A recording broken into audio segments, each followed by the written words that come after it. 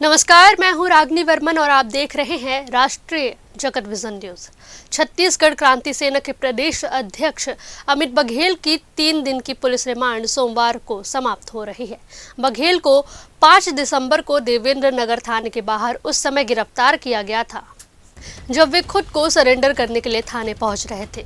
Police ने थाने से करीब 20 मीटर पहले ही उन्हें घेर कर हिरासत में ले लिया और बाद में कोर्ट में प्रस्तुत किया, जहां से 3 दिन की पुलिस रिमांड मंजूर हुई थी। रिमांड के दौरान ही शुक्रवार को अमित बघेल की मां का निधन हो गया। इसके बाद कोर्ट की अनुमति पर पुलिस टीम की निगरानी में उन्हें पैतृक गांव ले जाया गया, जहां उन्होंने अंतिम संस्कार किया। अमित बघेल विवादित बयानों को लेकर देश के 5 राज्यों में गंभीर आरोपों का सामना कर रहे हैं।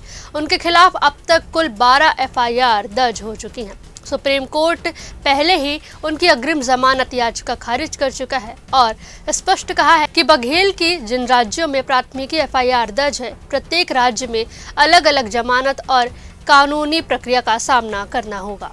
इस निर्देश के बाद अब उन्हें हर मामले में संबंधित अदालतों में पेश होकर जमानत लेनी होगी।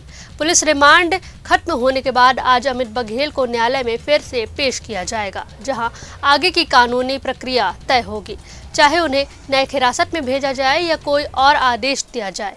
मामले पर राजनीतिक प्रतिक्रियाएं भी तेज हैं और कानून व्यवस्था एजेंसी की भी अगले निर्णय पर टिकी हुई है।